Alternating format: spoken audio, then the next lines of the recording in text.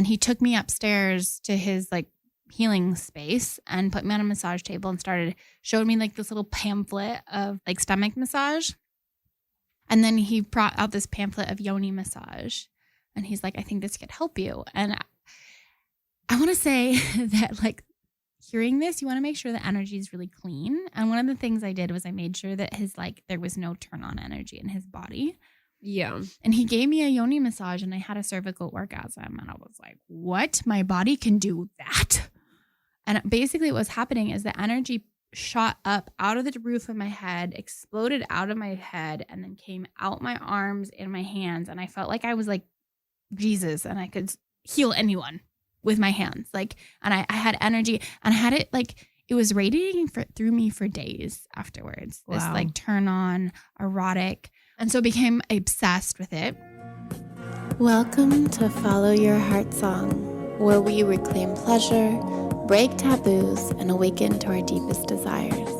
I'm Rose Heartsong, bringing you raw, unapologetic conversations on sex, spirit, and self-liberation. Let's dive in. Hello, Laguna Beach. It is Rose Heartsong back again on Follow Your Heartsong. Every single Sunday at 9 p.m. to 10 p.m., we talk about holistic health, sexuality, and spirituality, and all things taboo. And Following Your Heartsong is really about what lights your soul on fire, what makes your heart alive, what do you want to do in your life? Like, it's time to stop playing small and stop being unhappy, really. I feel like a lot of people in the world right now are really unhappy. So this show is really about following your heart song with myself. And tonight I have a guest that I'm so excited about. So for those of you who are listening to the voice that now can be heard, my dear friend Katharyn is here live with me tonight. And I'm so excited you said yes. I was not expecting you to say yes and drive all the way down here. Really? You weren't expecting me to drive almost 2 hours from Los Angeles at 9 p.m. on a Sunday? No, not at all. To talk about sex and trauma healing live on the air? You weren't expecting that? Weird. So thank you. Katharyn is an incredible healer. She is a spiritual sister of mine, really. We dove deep together actually last year in an Academy of Oracle Arts. And you dove into that too. You're like, yep, let's go. Like the day before. So I guess I shouldn't be surprised. But Katharyn and I met each other a couple years ago at Goddess Day. And I actually had Amy on and we talked about Goddess Day. Mm-hmm. And she had a workshop right before me. I was doing a workshop at Mary Magdalene. And what was the title of your workshop actually? My workshop was called Beyond Worthy, and it was a really powerful healing journey. And I think it went for like 2 hours, way too long. But it was a really beautiful somatic healing journey where we got to express the parts that feel unworthy and really embody confidence in being seen and being witnessed in circle with women and really being supported. It was really beautiful. I still get messages about that workshop. Well, you're here right now because of that workshop. Literally. Because I wasn't in your workshop. I was actually preparing because mine was right after yours. So I was preparing myself. I was doing some hoppe and like kind of anchoring myself to get prepared. And I remember, I think it was like 10 minutes or 15 minutes before mine was supposed to start. And I came into the room and I could just feel the texture of the air. And it was really potent. And like, I'm even feeling it right now as we're talking. It was so powerful. And I was like, who is this? I want to know her. Mm-hmm. And then you caught me naked in the hot tub outside afterwards. And you were like very direct, like, I want to be your friend. I was like, wow, okay. Dom me into friendship. I did that time. It was when you came to my film release. Yeah, you're right. It was, never mind. It wasn't you weren't doming me in the hot tub. That was later. Yeah. Your film release party. Yeah, well, I started following him on social media and I was like, this girl is amazing because she's talking a lot about what I talk about, but in your own way. You have a very different way of sharing it, but like really questioning religion and God and Christianity and spiritual consciousness and all of that. And I was just like really impressed. I'm impressed with you. I'm fangirling. Thank you. I'm a fan of truth. I'm a fan of truth. I'm a fan of what is effective. I'm a fan of what works. And that is what I am in service to. And I like to say that I don't have beliefs, I have ideas, because beliefs are finite. Beliefs can't be formed and changed, and ideas can be added to and grown upon. So yeah, I'm in service to truth, and I love learning, and I really have a heart of service, and just so happen to be very, very skilled in helping people heal trauma and deeply create inner peace and confidence that doesn't come and go. Yeah, no, for sure. So this right now moment started because you had put in a WhatsApp group that you were offering some coaching sessions, and I was like, I need her right now. So I reached out. I said, hey, I have this challenge I'm working through. And so we did a session on Friday. And last week was a really intense healing journey for me. I did 2 hyperbaric sessions, 2 therapy sessions, and a breathwork class, and your somatic therapy class. So I was like on a roll. I think I said this to you, but I don't know if I did. I don't cry very easily. My mom used to use crying as like a tool, a weapon. And she was really, really dramatic about it. And she would wail and be super chaotic with her emotions. And like she'd be wailing and there wouldn't even be any tears in her eyes. So I have this like, I call it cry constipated. Maybe I need to find like a better word for that. But I have a hard time crying. And I really love crying because it's challenging for me. And I cried and I released so much during your session. Yeah, you cried a lot. Yeah. And I didn't know that about you. Yeah. But it's really the power of holding space and, letting you kind of guide yourself into that place, because you're such a powerful healer in just period, just in your own life and with yourself and also with your clients. So if the space is held, we can, in the safety and the trust is there, like people will take themselves to where they need to go. Yeah. And, I love every time I expand my generosity, I texted you this, like I receive so much. Like, look what I'm receiving right now. I'm receiving this fun experience to be with you. And I'm really excited to get into our topic of sexual trauma healing, and just a lot in the vein of reclamation of our inherent worth and our inherent power. And also get really practical. I'm a Virgo. I like to get practical with things. So like, how can people also be doing this work in their own lives? Yeah, and anchored in. I think it's really important. Being a sex coach, I get to hear about everybody's sexual trauma all the time. It's one of the side effects I didn't really know. I hear about it on social media and just in life. And it's really opened my eyes to how much sexual trauma exists on the planet. And I don't have any personal sexual trauma from my childhood. But then I was thinking about it recently in the shower. You have those great thoughts in the shower. I started having yeast problems when I was like 12. And so I do have my own form of sexual trauma because I was seeing doctor after doctor after doctor after doctor. And they're like down in my area looking and probing around. And I think it really taught me a lot about boundaries, but I think there is some trauma in there. And I think I got honest with myself this week about that because I've had another round of yeast that I haven't had in over 10 years flare up recently. Wow. And so I was like, oh, there is trauma there. There is sexual trauma. And so I wanted to bring you on to talk about somatics. And you were telling me you have an experience with a client that really healed. And I just feel like there's so many people out in the world that have sexual trauma and they don't know how to heal it, or they've worked with a therapist and it's still there. So would you dive into that? Yeah, I would love to dive into that. So trauma, I also just want to preface that trauma doesn't have to be, I don't know if we can say the R word. Yeah.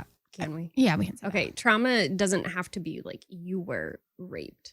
Trauma can be that you said yes when you really wanted to say no. Trauma can be that you violated your own boundaries. Trauma can be small offenses repeatedly over time. So just like prefacing, I used to kind of fall into the camp of like, I don't have that much trauma I mean, I obviously have a big trauma from when I was 7 years old, and I found, this isn't related to sex at all, but just in the conversation of trauma, I found my mom dead in the kitchen when I was 7 years old, and I was the only one home. I thought like that was trauma. I didn't think like the perfectionism was trauma. The body dysmorphia was trauma. The self-doubt was trauma. The inner criticism was trauma. So it's a spectrum when we're talking about trauma. So that being said, yes, I had a client that I was working with last year. We worked together for an entire year, and she was already really successful in her business. She had a lot of adverse childhood experiences, but she was ambitious. She was like, I'm not going to let my past define me. She built a really successful business. She has a great marriage. She's created a great life for herself. And she kind of reached this place of success, and she was like, well, I'm actually not as happy as I thought that I would be. So she hired me to help her go into the past and look at some of the things that she had just compartmentalized. And this sexual trauma from when she was 14 years old was one of those. So I think it's interesting that I don't even know the whole story of what happened, because that's really amazing. That's a really amazing part of trauma healing, and the way that I do it is I don't need to know all of the details. You don't have to go into the experience and tell me. I need to know the gist of like, are you in a room? Are you in a car? Are you in what's happening? I don't need to know all the details. So I still don't know exactly what happened, but I know that she was 14 years old. She was at a sleepover, and some non-consensual things happened with an older boy at the sleepover party. First of all, she was so scared to even go into the memory. She said, I know we need to go there, but it feels too big. And part of the work I do is like, I'm never going to blow you out of the water, because that is actually counterproductive. That doesn't support your nervous system in integrating the healing. That can be traumatic, actually. Super traumatic. You just re-traumatize yourself if you go too deep, too fast. And she was very self-aware. She was like, this feels too big. So knowing that, I'm like, perfect. We worked around the memory. We worked with smaller traumatic memories to start what I call it, like drying up the reservoir of pain, drying up the reservoir of unsafeness. So in my methodology, I teach that there are 3 core wounds: feeling unsafe, feeling like you don't belong, and feeling unworthy. So generally, 99.9% of the time when we're talking about a sexual trauma, it's going to be the core wound of feeling deeply unsafe. Same with money. And it's interesting because money and sex live in the same chakra. And whenever there's money trauma, it comes down to feeling unsafe as well. But that's not what we're talking about on this show tonight. So knowing that, we worked with other memories of her feeling unsafe. I started having her create safety in the body.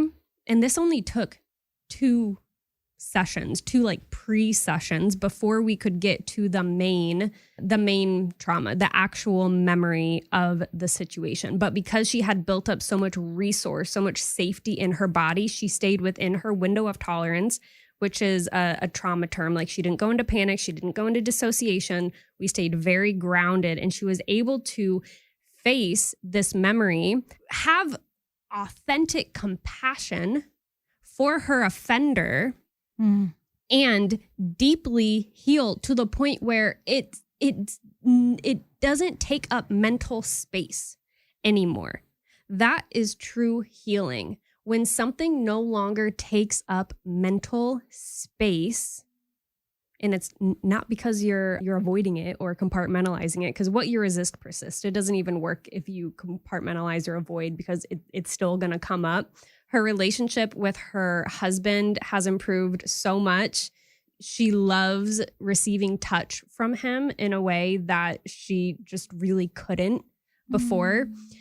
She like asks for foot rubs and snuggles and like all of these little things that are small but make a huge difference in the intimacy of a relationship. And like she had carried this with her for 20 years and we healed it within the span of a month. All sessions combined, it was less than a month. And I just want anyone who's listening to know that trauma is not, or trauma healing, when we're talking about healing, it's not rumination, it's resolution. These things get to come into resolution to the degree that they are no longer taking up mental, emotional, energetic space in your life anymore. Yeah. Wow. Yeah. Preach, baby. So you said that you had a couple of pre-sessions before you had the deep healing session, and you said you prepared her body for the healing. What what were the homework assignments or the things that you guided her to do in her own body? If those who are listening right now, to like maybe take away something right now that they can do today or tonight or right now to help them. So a lot of the work happens in session, but the homework that I gave her was to meditate on the feeling of safety. That was my homework. That was also your homework. I got that one. I tend to give that homework often because it's simple and it doesn't have to take long, a minute to 5 minutes. Every night and every morning, that's what I suggest. But even if you do it just once in the afternoon, it's fine. Do it at least once a day. Meditate on safety, because what we practice becomes our default setting. So if we're practicing quote unquote anxiety, if we're practicing worry, well, then your system is going to be oriented to replicate that. The body and the mind work on habits and patterns. So whether you are like, well, I'm not practicing anxiety, I'm not trying to, it doesn't matter if you're trying to consciously or not, what you are engaging in, you're engaging in chaos. If you're engaging in comparison, you're orienting your mind to remember that as a habit and to do that again in the future. So start practicing something that you want to experience, which is safety. Build up the reservoir of safety in the body. And then, so that's what I had her do. And then we went into the actual memory of the event. And it was super easy. It was like less than an hour. And she was like in resolution after.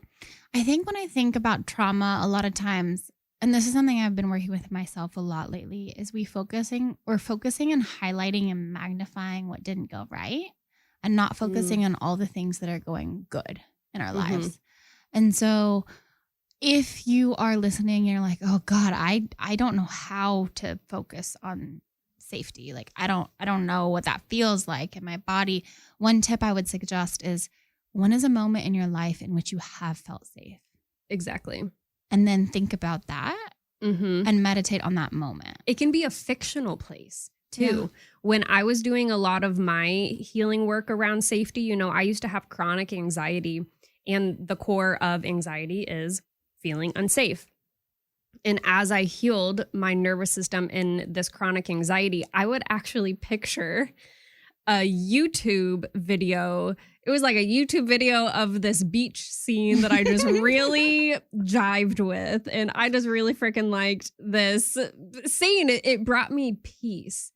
And another like safety, if we go a level up or so, is peace. So if you can't access safety directly, access peace. They're cousins, they're adjacent. And so that works too. So I would just meditate on that image. And the mind doesn't know the difference between reality and imagination. So the body will respond. It can be a person, a place, a pet, a fictional place. It doesn't matter what the entry point is. Just find something that evokes peace, that evokes the feeling of peace or safety for you. It's a really good one. Another one is, in my week of healing that I just had, I went to a breathwork class. And one of the ones that I know, and it's always a really good reminder, is before your and I session on Friday, I actually got an MRI. And it was the first time I was ever having anxiety and an MRI machine. I usually don't have claustrophobia, but this one, I don't know, it was a different machine. It was more modern than any of the ones I've been into, and it was very claustrophobic. And I started having anxiety. And so I went back to the breath that I had learned the night before. And it's you inhale in through your nose for 4, the count of 4. And then you exhale out your mouth as if you're blowing out of a straw for 8. The extended exhale is where the nervous system regulates. With the straw. Exactly. Because that's the only way to make it last. You can't like, I'm doing an open mouth exhale. So while I was in the MRI, I did it the whole time, and it kept me in my body and not Beautiful. from having a panic attack, which I was very close to. Yeah. And my listeners know that I've been working through a spine injury. And the interesting thing about the spine injury is the location in which my injury is physically on my body is in the part of my spine that actually regulates anxiety. Oh, wow. And so the damaged issue, before I got dropped on my head, I didn't have an anxiety ever. It was a new thing for me. And now that I have the nervous system damage, I've really worked with how to regulate anxiety in my body in a new level, because it's actually it's like the hard drive the wire got cut almost in that. I mean, not enough that I'm paralyzed, thank goddess. Oh my gosh. Yeah. So it's been quite a journey, and sacred sexuality has been a huge one for it. It's anything that really activates the nervous system. Not activates, it calms the nervous system. Like activates the vagus nerve. Yeah, exactly. So I've been on quite a journey with that. And one of the ones that is actually really potent, which takes a lot of somatic release and physical release in the body, is cervical orgasms. Oh. How do you know if it's a cervical orgasm? Well, I've been practicing these for a while, for 10 years more. Yeah. 12 years. 12 years, I figured out that I could have a cervical orgasm. I shared it in my first episode. I was in Thailand at this tantra school, and I was doing a detox. And the detox, I had some trauma from my mom right here in my gut. A lot of times trauma can actually be stored in the digestive system. Totally. And in the colon. And I was doing this really intense detox. And I was in so much pain. I was crying hysterically. I was panic attack, freaking out because I had so much pain. And he took me upstairs to his healing space and put me on a massage table and showed me this little pamphlet of stomach massage. And then he brought out this pamphlet of Yoni massage. And he's like, I think this could help you. And I want to say that hearing this, you want to make sure the energy is really clean. And one of the things I did was I made sure that there was no turn on energy in his body. Yeah. And he gave me a Yoni massage, and I had a cervical orgasm. And I was like, what? My body can do that? So there was a moment in my self-pleasure journey where I had to get radically honest with myself. I had to stop touching myself in the way that, honestly, if somebody else touched me like that, I'd be so freaking annoyed. Too fast, too rough, definitely too disconnected. And I realized I had been bypassing me. The crystal wands and dildos from Yoni Pleasure Palace became a part of my sacred turning point. These tools invited me to slow down, to soften, and to make love to myself. Instead of just going through the motions, I got to de-armor the numbness, the pain, the tension in my vagina. And what I found underneath? Presence, pleasure, deep devotional connection to my own body. These aren't just toys. They're healing allies. And they're nothing like plastic. The energy, the weight, the intention, it's a completely different experience that awakens something ancient and sacred within me. And it can do this for you too. My orgasms are deeper. My body feels alive. And my relationship with my own pleasure, it's completely transformed. So if you're ready to reclaim your sensuality in the most beautiful embodied way, I invite you to explore them for yourself. Visit yonipleasurepalace.com and use the code Rose Heartsong, ROSEHEARTSONG, at checkout for 10% off your first order. Your body is sacred. Your pleasure is your birthright. Treat yourself like the divine lover you are. Now let's get back to that episode. And basically what's happening is the energy shot up out of the roof of my head, exploded out of my head, and then came out my arms and my hands. And I felt like I was like Jesus, and I could heal anyone with my hands. Like, and I had energy, and I had it like, it was radiating through me for days afterwards. Wow. This like turn on, erotic. And so became obsessed with it. And I started dating this guy, and he was really interested in Tantra. And so we started practicing together. And I was having all these cervical orgasms, and I'd go to the gym. I'd be working out and have an orgasm. I'd be dancing and have an orgasm. I was like, my body can do this. But I wasn't grounded. So I was really like, I had to keep looking to make sure my feet were on the ground. So there's a grounded way to do it. Is this something you teach, cervical or so people can so I was going to tell you how you can do it for yourself even without a partner. This is my favorite way, and a really anchored, grounded way is I told you this when we talked, is to buy a crystal wand or crystal dildo. Mm-hmm. And a lot of times women buy crystal dildos, they're like, oh, it's hard. And it's not like, I can't like fuck myself with myself with it. Rose, no cursing. That's the first time I've ever done that. Oops, my bad. Anyways, it's really hard. And so they're like, how do I work with this? And I had to learn how to do it too. But basically what you want to do is you take the crystal dildo and you use it as a massage tool. And so I think a lot of trauma, like the amount of times when you've been penetrated without your consent, or not necessarily your conscious consent said yes, but your subconscious consent said no. Yeah. Or there's a lot of times when we're getting penetrated too soon or too fast, and our bodies aren't totally yes, like our pussy isn't fully juicy and ready to go. Yeah. And so that trauma can build up. And so you basically take the crystal dildo and like lots of lube or an oil. I like coconut oil. Yeah, I like coconut oil too. And you just use it and you massage the inside of your vagina with it really slowly, starting at like the tip and getting in and like kind of like going along the walls of your vagina. Mm-hmm. You want to make sure that the crystal is cleaned. You can put it in front of like the full moon. Yeah. Use some salt water. And literally clean, like, and use some soap too. Totally. But if you're wanting to like work through some trauma that happened from down there, we all do. Actually, I think if we're a woman, unless we're having conscious sex every single moment of our lives. Yeah, which we're not. And even if we are, it's also like, and I know we wanted to go here with this conversation too, the programming of religion and also just society at large. You don't have to have grown up in a Baptist or Lutheran or Catholic Christian church to absorb trauma of, what makes you quote unquote worthy as a woman. I definitely used to, as a kid and in my 20s, mid 20s even, really not defined my worth, but I felt like a lot of my value was in how good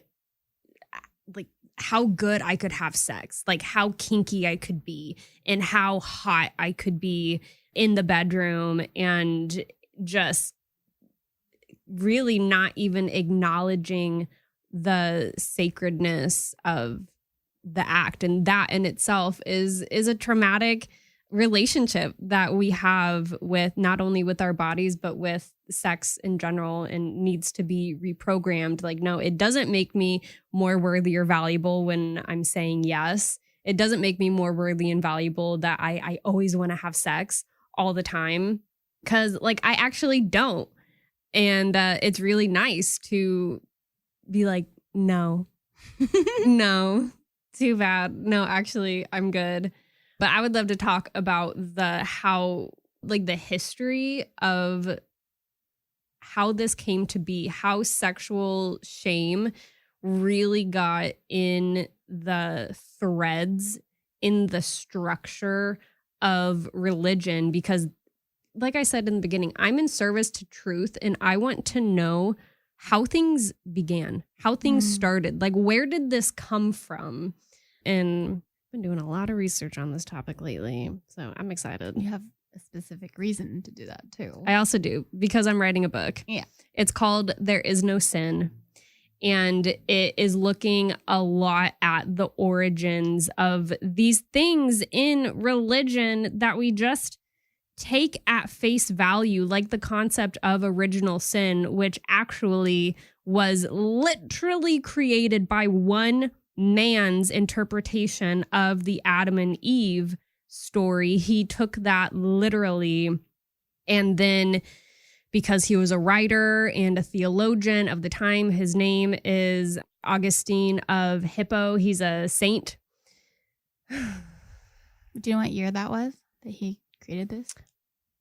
No, I can't remember. Okay, just curious. But it was how long? It was have we been- before Martin Luther, so it was a long time before, like few hundred years, I think, before like the Protestant Reformation. I'm not great with dates. Yeah, I'm just wondering. I'm how not a long date gal. How long we've been believing ask it? ChatGPT if I wasn't using it to live stream on Instagram right now.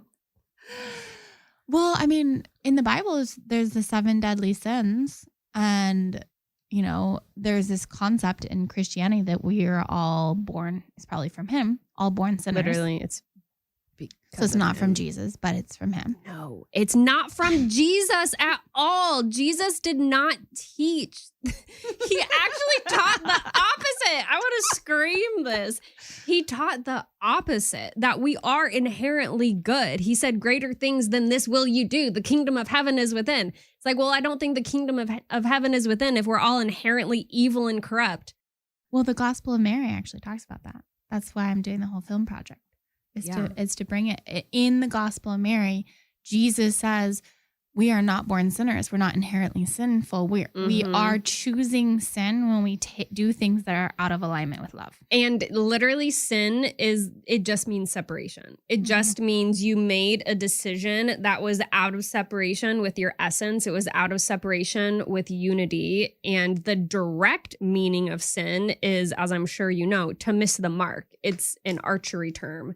So in this book, I'm doing a lot of like going back to the original Aramaic and Hebrew texts and language and like directly translating it into English versus it was in, you know, also just the timeline. Like none of these things were written down for decades after 100 years. In some cases. And also almost the entire New Testament was written by Paul, which I have some beef with Paul personally, also known as the Apostle Paul. He was the first one that introduced sexual purity as spiritual superiority. And I guess it kind of makes sense because they thought Judgment Day, like the second coming of Christ, was like imminent. They thought it was gonna be soon. So they were like in his defense, he's like, stop having sex and pray. It's like your sexual life isn't as important as your soul. But he didn't realize that sex can be a portal to your spiritual and to your direct communion with source energy. Cervical orgasms. And just pleasure and being in union. And also cervical orgasms. I was gonna say, like the times in which I feel the closest to God is in the sweat lodge and during cervical orgasm. Nice. Those are the ones. You're really selling cervical orgasms to me. So I believe that every woman has the ability to have them. They just have to work through the trauma that's stored in their vagina, and it takes a while. Yeah. I remember the first time I had my cervix touched by a lover, I ended up in the ER because I thought something was broken inside of me because it hurt so bad. Oh, God. And it was really embarrassing because the doctor was really cute and he was a male. It was not good. But I had to take pain pills because I didn't know how to surrender my cervix and release the trauma. And I feel like a lot of our trauma as women gets stored in our vagina and our cervix, and we see that as the epidemic of, you know, cervical cancer and infertility. One of my clients, when I was doing business coaching, which I'm not doing as much now, but I do still love business coaching, love talking strategy and business. She is a healer she's a fertility healer, and she uses Reiki and her own modalities of coaching. And she has had, her name is Carolina. She has had 111 babies created from people who came to her with infertility issues, helped them heal their trauma, and then they were able to get pregnant. And so I fully believe what you're saying, that for us in particular, our trauma gets stored in these lower regions, and the path to not only fertility, but pleasure and freedom in our feminine embodiment is healing. We have to heal. And there's so many modalities. So I'm going to do the one you suggested. So it takes, like, I did it during COVID. I was living by myself in a house in Mexico, and I got a crystal dildo for the first time. And I basically just went into ritual and ceremony with like my cauldron, and I took mushrooms, and I had these like full on portals with myself in front of the mirror, just like watching myself pleasure myself. And like went through the shame of watching myself, and then got into the eroticness of it, and then got into the turn on. And basically, like, eventually you can have the whole crystal dildo basically inside of you, and you don't push it in and out. It just kind of like is tapped and breathe and bring the energy up. And like these powerful experiences happen, and like incredible releases. And it's all woven in because you did a podcast with Venke Brathen. She has an amazing book called Rituals in Sacred Stone. Definitely I need to reach out to her because she's coming to LA soon. She's an amazing historian, writer. She has basically dedicated her life to studying Mary Magdalene and early Christianity. And like, she's a scholar and she's a historian. And I did an episode with her on my podcast, The Spiritual Gym, GYM, not gem. I have an accent that I can't fix. So gym, like we're doing work. Well, one of the things I love about that book that always sits with me is that Jesus and Mary Magdalene have this sex ritual that like blew my mind. I love the sex ritual. So you'll want to read the book just because that sex ritual. But it's really, in her perspective, that the sex that they did anchored heaven and earth together. And that was such a beautiful realization and looking and seeing as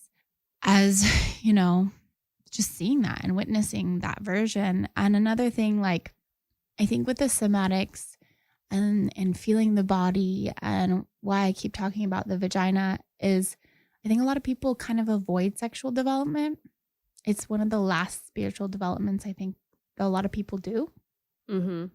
And it's really powerful. It's not for like beginners usually, but that's why I think, like working with you would be I feel like you could help people like open up for that level. And it's really important and that's one of the things I love about being a sex coach is a lot of the clients I come to have done a lot of work on themselves already. Yeah. I think whatever path that someone is naturally called to, obviously trust that all healing is going to be supportive if you have an experienced guide. And yeah, I also agree that probably most people should start with just like not hating themselves and then maybe exploring into like embodying their pleasure more fully. Yeah. So tell me more about the sin. So the original sin and the feminine. I know there was more pieces you wanted to share. Oh, I would love to. Because it's good to know where, like how long this trauma has been in our nervous system. And we learn it from our moms, and they learned it from their moms, and they learned it from their moms for thousands of years. And one of the cool things about right now is we have podcasts. And we have YouTube, and we have these radio shows, and we have these resources that we can listen to all over the world. Like I was coaching somebody yesterday on my Instagram from Nepal about sex. Yeah, I love this age that we're in, this age of healing and transformation. And so much of that is possible because of technology. So love that we have the ability to have these conversations. So what happened is, the demonization of the feminine has been around for basically forever. It wasn't just the church that created this, even though it's convenient to be able to say that it was just one entity and the entity was the Catholic Church. Not exactly true. We can't pin it down to one culture or one society or one spiritual lineage or practice. But I can say that when the rise of Christianity and Catholicism was happening, I kind of use those interchangeably because they kind of happened at the same time. There were things going on in the church. So I'm going to talk about Martin Luther. There were things going on in the church that some of it really was corrupt. Like, for example, the Pope was selling tickets to heaven. I want to buy a ticket to heaven. So that you could, what's it called? So you could get out of purgatory. Like there was some bull stuff. Yeah. Wild things happening in the church. And Martin Luther saw these things. It was much more than just that. There was like infidelity, there was oppression, there was all this stuff. He saw all of that and he bolted his theses to the door. And it was basically like the heart of his message was good. It was saying that only by faith alone are you saved, or are you transformed, or do you like get into heaven? Now we know heaven and hell aren't real places. They are constructs of the mind and energies we embody and live in. And that's a conversation for a different time. But the heart of what he was saying is like no priest, no pope, no one else outside of you and your spiritual practice and devotion has a say with where your soul ends up, where your soul goes. Like, I think we can agree that's a pretty good message. But he had so many unworthiness wounds. In his journals, we can see that he like hated himself. He would flog himself. He thought he was so unworthy. He would beg. He would flog himself? Literally, he would, yeah. He was kinky. He would inflict pain on himself, punishment. He was a masochist. He was a little bit of a masochist. And he thought he was so unworthy of God's love, of God's forgiveness. And between Martin Luther, between Augustine of Hippo, the guy I talked about earlier, who was a huge influencer on really still modern theology because he was just like a good writer and a good speaker and he was charismatic. And he's, a saint now, venerated as a saint, of course. So these were not the only people, but these are two really significant people in the history of Christian Catholic Church that shaped and created this demonization of the feminine. Because what is the feminine? The feminine is the mystery. The feminine this is something that Martin Luther like basically took out of his version of the church. There was no dancing, chanting, incense, speaking in tongues, meditation. All of those things he saw as corruption of the soul. So Puritanism came from his ideologies. And in a way, I can see what they were trying to do. Again, they were trying to be like, strip everything bare. It's just you and God. It's just you and your devotion to God. But whether it was on purpose or just a really awful consequence, they took away every aspect of the feminine that is so beautiful in such an incredible portal to God. And I would love to talk about, you weren't there in that ritual when we were in Da'oth. I watched it. You watched it. Did you see me trance dancing? Oh my God. That was like one of the best 30 seconds of my life. I want to talk about that because it's such an example of how these things can be incredible portals to embodiment and communion and just really beautiful practices in your spiritual journey. So literally that's where it came from. It's not super complicated, and you can easily find this information online if you just track the lineage of like who were the major players and major shapers of religion and of theology as we know it, and what did they believe about themselves, what did they believe about God, and those threads are still here. You know, it's still in some, I mean, friggin' Mormonism, that Martin Luther didn't create Mormonism, but there's still so many sects of with a C, sects of religion where still like dancing, chanting. I was hanging out with these Christians from my previous employer's friends, and I mentioned to this girl, I think she was like my age or whatever. I mentioned yoga to her, and she was like, "Oh, you can't do that. You can't do yoga. You might get an evil spirit." I was exactly. There's what? still. Are you serious? These ideologies are still passed down in churches and in teachings, and it's like, dude, yoga. And I was talking to a priest a few years ago, and he was telling me that we shouldn't meditate. I thought he was a cool priest. He was a young priest. I was like, ooh, I'm about to get some, like, I'm about to have a juicy spiritual conversation with him. No, he was like, no, you shouldn't meditate because I know people who meditate get evil forces on them. Well, the interesting thing that is that almost all of Christianity is rooted in paganism. Yeah, like every single thing too. Like every single tradition and ritual in Christianity and Catholicism, if you go to the roots of them, they're rooted in pagan tradition. Yeah, that's because of syncretism, because they wanted it to be easier for converts to come over to the Christian and Catholic faith. So like all of the major holidays we have are all pagan. They're all derivatives of major pagan festivals and holidays and the Celtic Wheel of the Year. It's all from the Council of Nicaea. That all is when that happened because paganism was the primary religion, our culture, and Christianity, it was illegal to be Christian. You could get your head cut off for it. And it was primarily run by women, actually. Christianity for the first 100 years after Christ died was run by women. Basically what they did is they were like, the female aspect doesn't go in with our like ideology of how we want to run our culture, but we want to take on Christianity so the fighting stops. So they just put the pagan tradition in with the Christian so the pagans and the Christians would get along.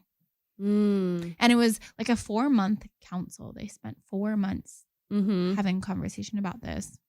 I think it was like 336 AD or something like that. Yeah, again, hundreds of years after Jesus lived. So much of the Bible, so much of everything, like direct quotes. I'm doing air quotes as I say that. Quote unquote direct quotes. Quote unquote direct quotes. From Jesus. It's like, dude, we can't even play a game of telephone and get it right by the 10th person. So I think people need to take a lot of things a lot less seriously. And also a huge part of the book that I'm writing, it's about touching the place that Jesus spoke from. Pay attention less to what he said versus the place from which he spoke, the place of consciousness from which he spoke. Because I don't know if you've ever had a really incredible high conscious experience. Like you can't accurately communicate from all the way up here to the frequencies all the way down here. You just can't. Words are so finite. It's like, of course it's going to be misunderstood when you're talking, when like an extremely enlightened master teacher is talking to someone that doesn't even have the concept that they are worthy inherently. Like, yeah, things are going to get misinterpreted. And then we're talking, you know, these things were written down 10, 20, 100 years later. So, you know, just from people that weren't there. Yeah. We don't actually know who wrote the Bible. There's no actual proof. Unfortunately, we have only about 5 minutes left. Oh, no. I know. It went really fast. It did go fast. It does that. It's amazing. Yeah. So I do kind of like want to tie up some ideas with a bow. I think one of the things that I really am committed to, I love about you, is we're really about like the truth behind the religion or under the religion, and really being in devotion. And the one thing is, in our Academy of Oracle Arts that we did, we studied the Kabbalah, which is Jewish mysticism. And we got this book called, I think, like the Chicken Kabbalah or something. Did you ever buy it? Well, we studied the Hermetic version of Kabbalah, Hermetic, but yeah. there's Jewish Kabbalah and Hermetic Kabbalah. Yeah. Anyways, so one of the things in there that really blew my mind in that book, and I kind of want to like have this be anchored in, is the Jewish word for God is Yahweh. No. Yeah. I'm trying to think if it's Adonai or Yahweh. It's Adonai. I think it was actually Adonai, like the original one in Genesis. And if you break down the word Adonai, it means he, she, and they.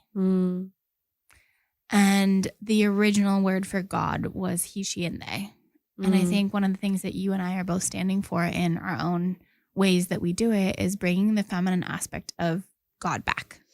Yeah, and like of ourselves, just of humanity, just of the fabric of existence, the feminine aspect, the feminine, the darkness, that's the rich soil where ideas come from, where literal life comes from, where literal humans come from the dark of the womb, in, destigmatizing, demonizing the darkness and the mystery, and like, don't be scared of the dark.